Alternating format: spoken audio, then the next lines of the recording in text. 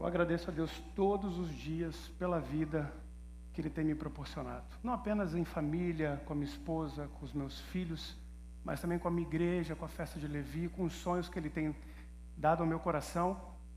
E o meu desejo é que você simplesmente se contente com a vida que Deus está dando a você. Que a satisfação possa preencher todo o seu coração e que não haja nenhuma lacuna para insatisfação. Porque insatisfação, quando há insatisfação na nossa vida, é uma brecha que nós damos para que Satanás faça algo. Então que você possa olhar para Jesus e encontrar satisfação plena nele.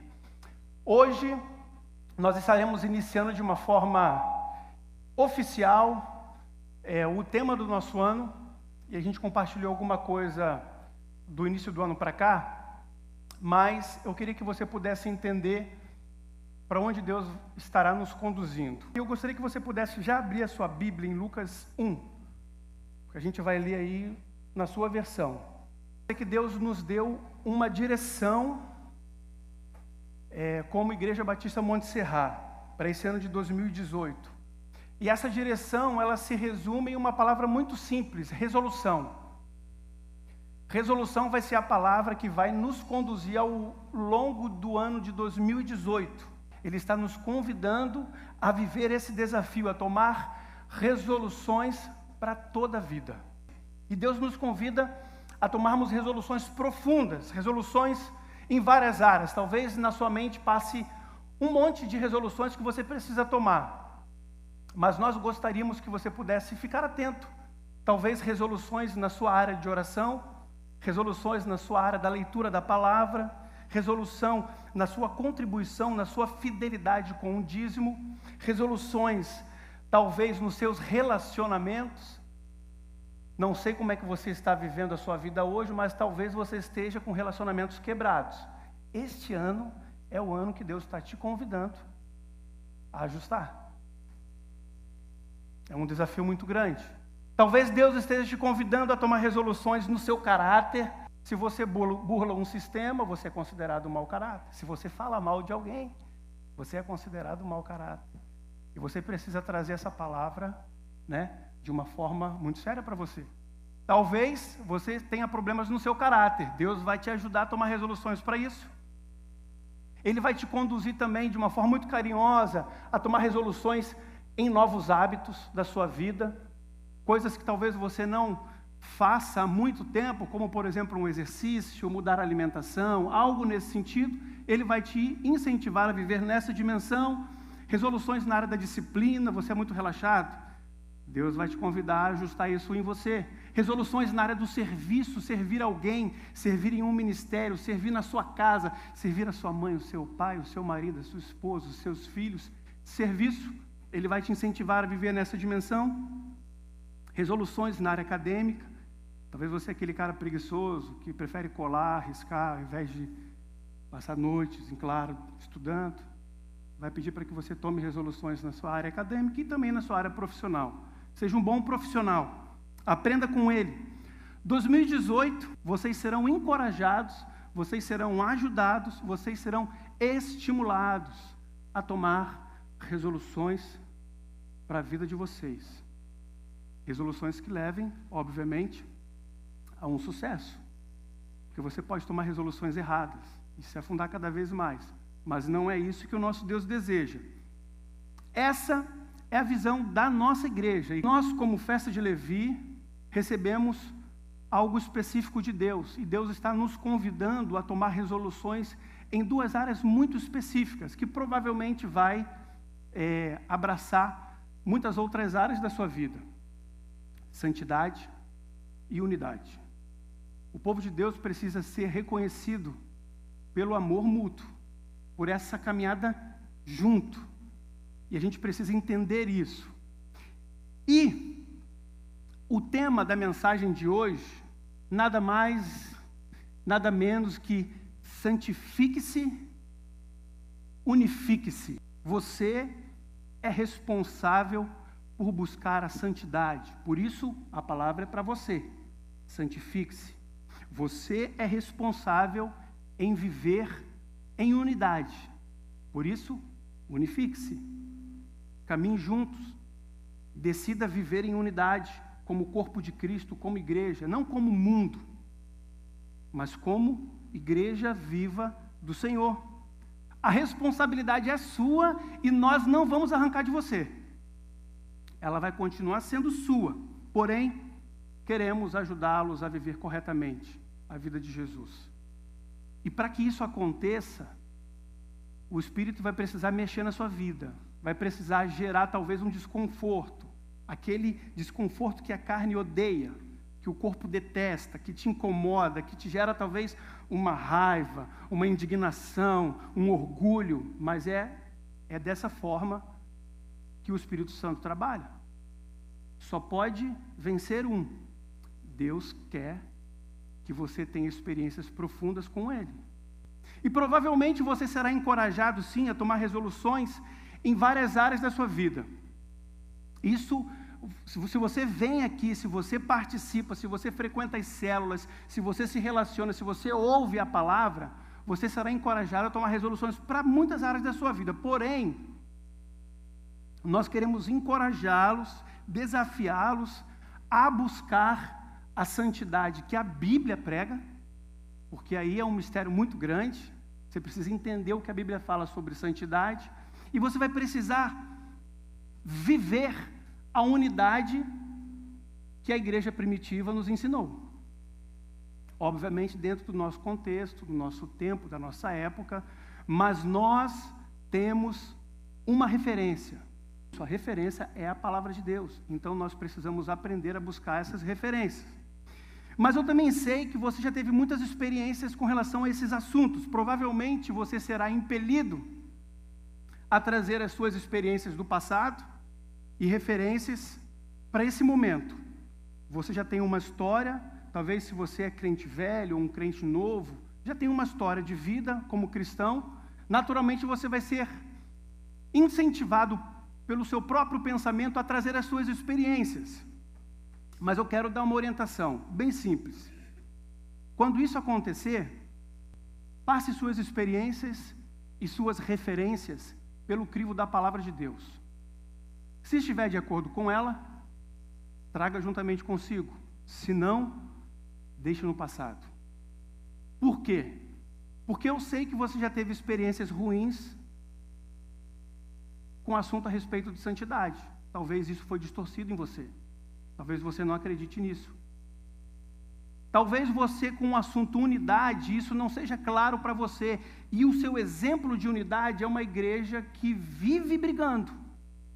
Talvez a sua história, você passou por várias igrejas que o que chama mais atenção são as divisões, são os rachas. E aí você precisa pegar tudo isso, olhar para a palavra de Deus e avaliar. Se é de Deus, traz com você.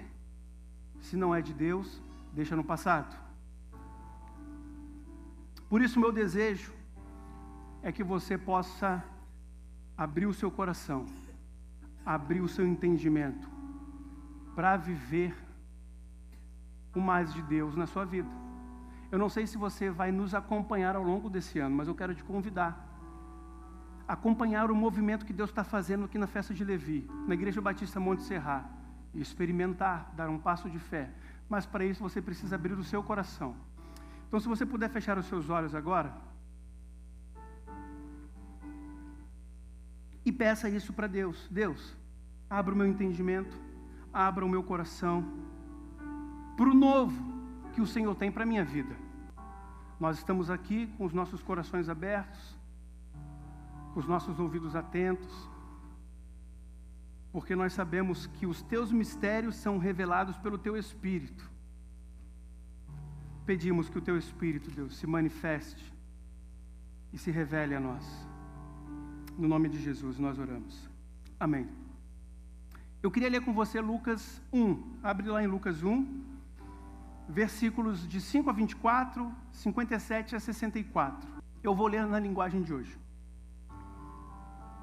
É uma história linda de Zacarias, que mexeu muito comigo. Versículo 5.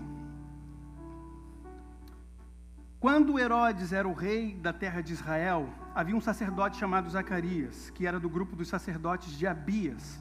A esposa dele se chamava Isabel e também era de uma família de sacerdotes. Esse casal vivia a vida que para Deus é correta, obedecendo fielmente a todas as leis e mandamentos do Senhor.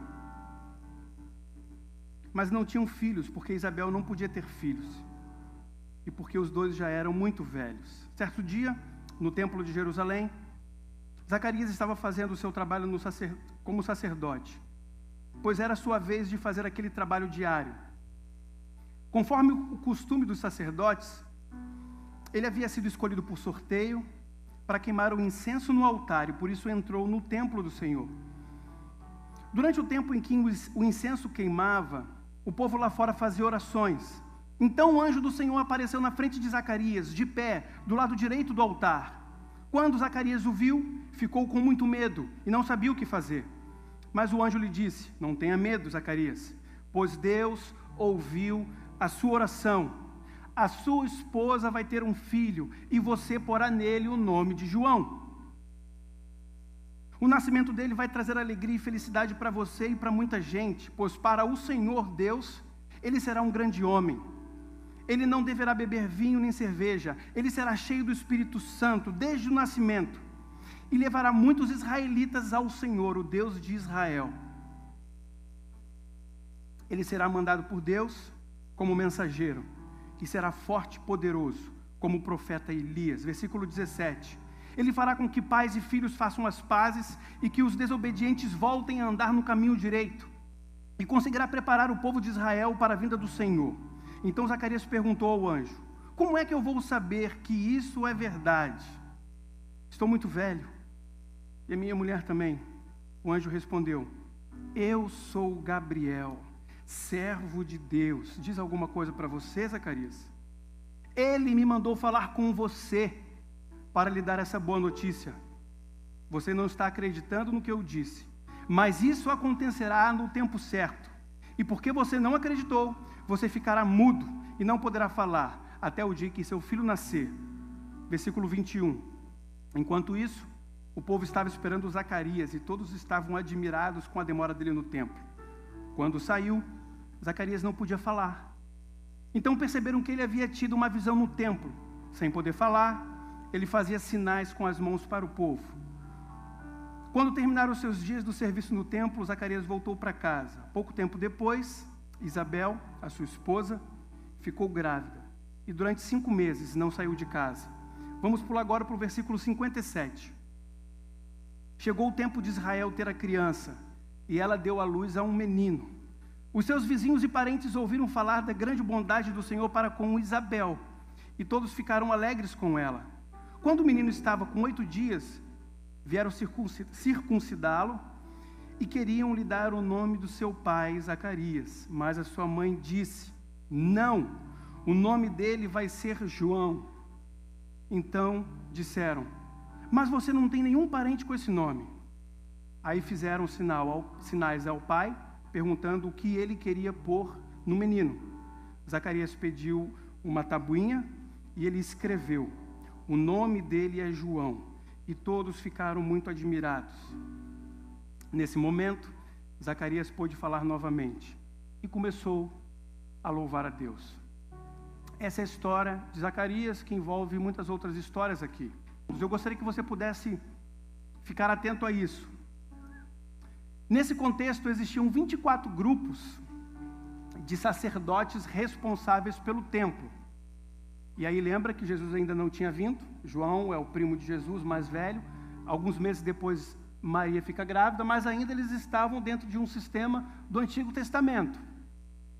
E cada grupo era responsável por um turno. Eles se intercalavam para poder fazer aquele trabalho. Zacarias, ele era sacerdote, e ele pertencia ao grupo do sacerdote Abias. Nesse dia, Zacarias, que a Bíblia vai falar que era um homem justo, santo, correto, ele foi escolhido para entrar no templo. Ele foi escolhido para entrar na presença de Deus. Só que aqui começa o mistério de Deus. Na vida de Zacarias, E talvez pode começar agora na sua vida e na minha também. O texto vai dizer que Zacarias, ele foi escolhido dentre muitos sacerdotes. Se você fizer a conta, tu vai lá para o Antigo Testamento, tu encontra isso em Números, você vai perceber que cada grupo tinha pelo menos umas 5 pessoas, mais um líder, vezes 24, era uma galera. Esse era o time deles, era muita gente. E ele foi escolhido dentre muitos outros sacerdotes para fazer aquele trabalho, para entrar no templo, para entrar na presença de Deus. Eu fico imaginando o quão eles aguardavam esse momento. Será que vai ser eu? Porque era sorteio. Será que sou eu? Será que vai ser quem? E eles ficavam ansiosos para poder entrar na presença de Deus. Só que aqui Zacarias, ele não faz nada para chamar a atenção do seu líder. Porque ele poderia, né? Ser aquele cara que vai chegar mais perto, mais próximo. E aí, chefe, será que é comigo? Meu nome está aí mesmo, deixa eu ver, está demorando demais. Botou meu nome no sorteio. Zacarias não fez nada para chamar atenção. Zacarias não manipulou ninguém para ser escolhido. Ele não tirou a vantagem por ter um título de sacerdote. Era um título muito respeitado naquela época. Ele não pressionou o seu líder nem ninguém. O texto vai dizer que Zacarias apenas foi o quê? Apenas foi o quê? Justo e santo. Só. E aí vai a primeira lição que eu gostaria que vocês pudessem registrar no coração de vocês. Primeira coisa, nós precisamos buscar ser antes de fazer. Porque o texto deixa muito claro. Ele deixa muito claro. Ele conta a história de Zacarias e diz que ele era um homem incomparável, homem de Deus, temente a Ele, obediente, justo, santo, leal, fiel. E de repente, num determinado momento, ele foi convidado para realizar algo, em nome desse Deus. E aí nós precisamos entender que para Deus nós precisamos primeiro nos preocupar em ser para Ele, antes de fazer para Ele. O meu serviço, ele não vai ter valor se a minha vida não agradar o coração do meu Pai. Ele continua me amando, obviamente. É como o relacionamento de pai e filho nessa terra. Eu posso ser um mau caráter, eu posso ser desobediente, eu posso ser respondão, eu posso ser orgulhoso, meu pai sempre vai continuar me amando. Porém, eu vou sempre conviver com uma realidade. O que eu faço não diz respeito a quem eu sou. Se caso você faça algo legal, bonito, que aos olhos dos homens tem valor. E nós precisamos, antes de mais nada, ser para Deus, antes de querer fazer algo para Deus. Por quê? Porque simplesmente Deus não precisa de ninguém para fazer o que quer que seja. Concorda comigo? Se Ele quiser, Ele faz sozinho. E segundo, porque no coração de Deus, o que mais vale é o seu coração. Quem você é por dentro, quando ninguém está vendo. E a gente costuma brincar com isso. Porque Deus, talvez você tenha um conceito irresponsável de Deus, aquele conceito deliberado de Deus, mas talvez o seu conceito a respeito de Deus seja assim, viver uma vida deliberada porque Ele já te salvou e Ele não vai voltar atrás. Você tem até razão. Porém, a sua vida nessa terra não será vivida na plenitude. E talvez você já esteja experimentando isso. Deus olha para o nosso coração, não para a nossa ação. Ele se preocupa com quem você é no seu interior, não no seu exterior bonito, bem maquiado, bem sarado, bem imponente, bem artificial. Não. E aí você olha para a palavra de Deus, você vai ver Samuel, Deus falando, Saul não é mais rei, agora é Davi, vai lá e avisa. Aí ele chega na casa do pai de Saul, me apresenta seus filhos, aí apresenta o mais velho. E aí Samuel bateu o olho nele e disse o quê? É esse. Rapaz, Deus chamou para um DR, né? Vem cá. você olha para a carcaça, eu vejo o coração. E você, como profeta de Deus, como meu servo, precisa enxergar da mesma forma. E o texto vai dizer o quê? Eu não sei se ele aprendeu ou não, mas ele vai de filho a filho. Cadê o próximo? Vai trazendo. E o pai, ainda bem que eu fico imaginando que Davi não ouviu essa história antes, né? Imagina Davi, pá, me perdoa, porque quando ele falou, eu pensei no teu filho, teu irmão mais velho, depois eu pensei no segundo, aí eu pensei no terceiro. Ah, o filho ia cair em depressão. Eu não sei se Davi soube dessa história, mas foi assim. Chama o seu filho. O pai não olhava para Davi como o cara que poderia ser o escolhido de Deus. Acabaram os filhos. Não tem mais nenhum? Ah, tem um lá, cuidando das vacas, dos bois, limpando o banheiro, enrolando o cabo, recepção, escondido no som. Está lá, chama ele. Quando ele entra, Deus é muito claro, é esse. Por quê? Porque ele é um homem segundo o meu coração. E esse tipo de título você só consegue sendo, não fazendo. Quer chamar a atenção de Deus? Você tem esse desejo? Eu tenho. É muito claro. Seja mais obediente, seja mais humilde, seja mais justo, seja mais íntegro, seja mais correto, seja mais fiel, seja mais leal, seja mais homem, seja mais mulher, seja mais dependente de Deus, porque o trabalho vai vir, é consequência, mas seja mais antes de pensar em fazer alguma coisa. Só que o texto continua relatando. O texto vai dizer que eles não podiam ter filhos, e aí um dos motivos é porque ela era estéril, mas também eles já estavam velhos, e Deus gosta dessa história, né? De pegar uma mulher estéril, mais de 100 anos. Talvez Deus está falando alguma coisa aqui para alguém, não sei. E aí ele percebe, eu não posso ter filhos, porém Zacarias, ele nunca deixou de buscar e orar a Deus por um filho, porque a palavra do anjo foi qual? Vocês lembram a frase? Deus o quê? Ouviu o quê? Que oração? Ah, um carro novo? Não. O anjo não precisou nem dizer qual oração. Aquilo estava vivo em Zacarias. E a segunda lição que eu quero que você tire daqui. Coloque a sua esperança em Deus. Nós temos a cultura, o mau hábito de colocar esperança em qualquer outra coisa que não seja na fonte. Ouvimos isso semana passada. Temos a habilidade de encontrar poços vazios, furados. Ah, tem uma gotinha ali, vamos lá. E esquecemos que existe uma fonte que está jorrando água viva.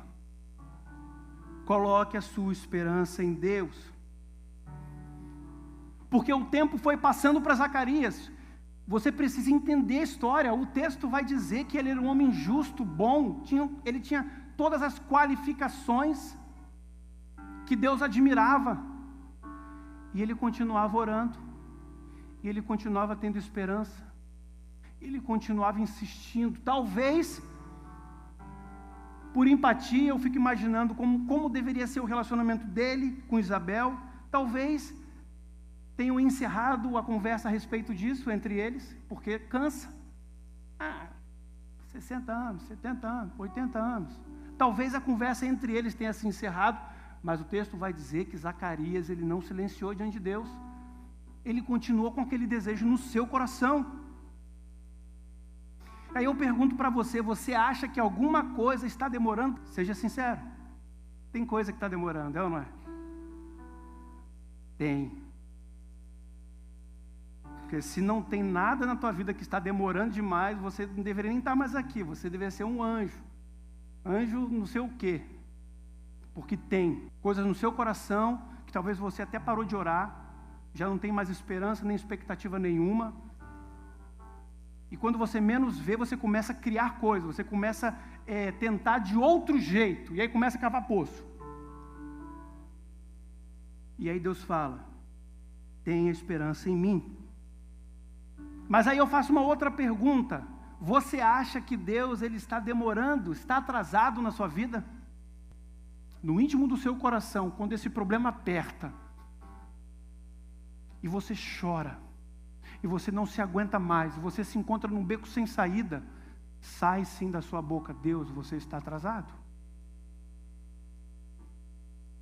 E aí eu pergunto: você está esperando algo de Deus? Então quero que você diga para a pessoa que está ao seu lado: a sua hora vai chegar. A sua hora vai chegar. Quem promete isso a você não sou eu, mas é Deus que fala para você. Não sei se é no tempo que você quer. Não sei se é na hora que você deseja. Mas eu sei que no tempo de Deus vai acontecer. E Zacarias está aqui para provar isso.